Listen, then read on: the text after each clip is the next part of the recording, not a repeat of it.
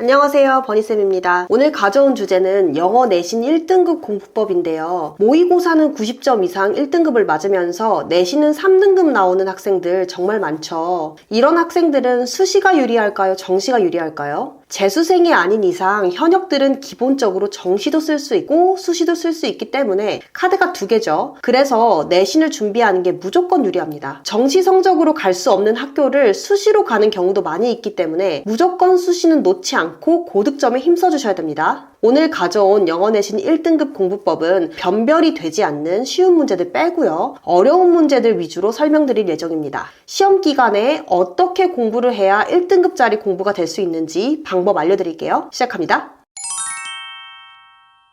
목차는 다음과 같아요. 첫 번째로 문장 배열 서술형 그리고 활용 서술형은 어떻게 대비해야 되는지, 그리고 두 번째로는 학생들이 정말 많이 간과하는 지칭에 대해서 다뤄볼 거고, 세 번째는 수업 시간 필기는 뭘 적어와야 되는지, 네 번째 어법은 어느 정도 중요한 건지, 이렇게 네 가지인데요. 그럼 첫 번째 문장 배열 그리고 활용 서술형에 대해서 얘기해 볼게요. 문장 배열과 문장 활용은 어떻게 다를까요? 배열은 본문에 있는 문장을 그대로 냅니다. 당연히 변별력이 약하겠죠? 그에 반해 문장 활용은 본문에 있는 문장이 그대로 나오지 않아요. 생각을 해야 됩니다. 생각이 필요하다는 건 이런 거죠. 50분 동안 30문제가 넘는 문제를 풀어야 되는 이 촉박한 시간을 아주 많이 잡아먹을 수 있는 그런 문제다, 이렇게 생각해 주시면 됩니다. 활용 문제 예시를 하나 들어볼게요. 실제 출제된 문제 변형해서 가져와 봤는데요. 문제를 보시면 이 보기의 단어를 활용하라고 되어 있죠.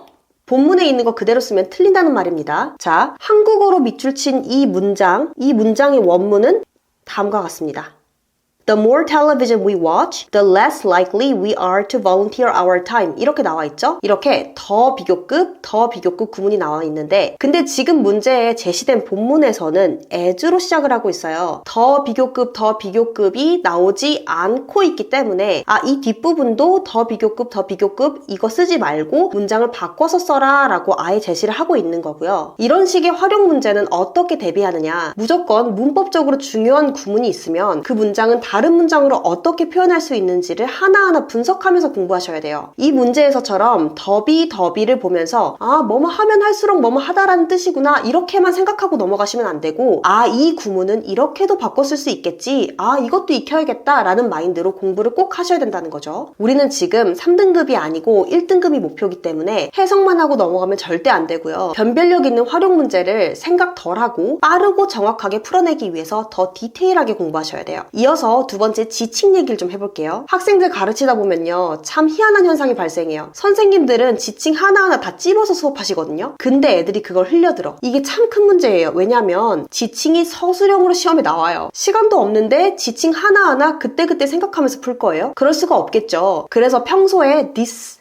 at, such 이런 것들이 무슨 의미인지 정확하게 파악하면서 공부하셔야 됩니다. 자, 그러면 예시 문제 같이 볼게요.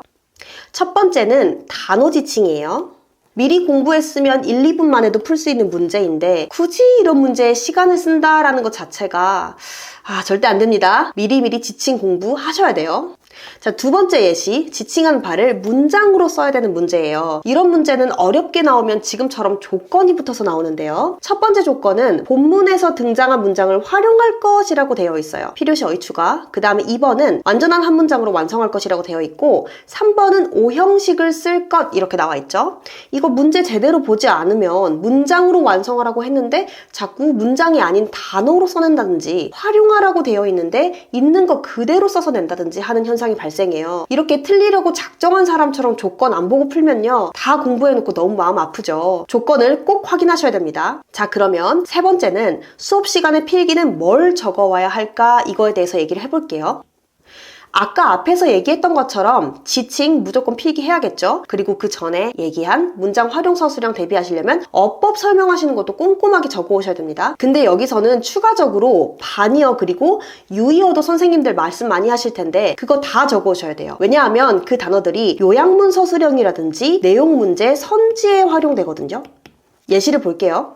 요약문 서술형인데요. 이 요약문 서술형에서는 빈칸에 뚫리는 것들이 뭐냐면 뭐가 늘어나고 뭐가 줄어들고 뭐가 해결되고 뭐가 문제이고 이런 식으로 플러스 마이너스 느낌의 단어들이 많아요. 이런 단어들은 지문에 있는 단어 말고 유의어로 쓰게 유도해서 만들어 놓으시거든요. 단어 모르면 그냥 풀 수가 없는 거예요. 물론 본문에 있는 단어 그대로 쓰게 하시는 경우도 있는데 그건 쉽죠. 우리는 1등급이 목표이기 때문에 무조건 유의어, 반의어까지 챙겨서 공부하셔야 됩니다.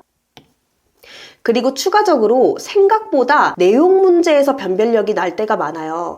어차피 내용 다 공부하고 시험 보는데 쉬울 것 같은데 근데 왜 변별이 되냐면요. 이 선지 때문이에요. 선지에서는 지문에 없는 단어들이 나와요. 그리고 이게 맞는지 틀린지 맞춰야 된대요. 그러니까 지문 내용은 다 아는데 선지에 있는 단어를 몰라서 문제를 못 푸는 상황이 생길 수가 있는 거죠. 그러니까 무조건 단어 필기 해오셔야 됩니다.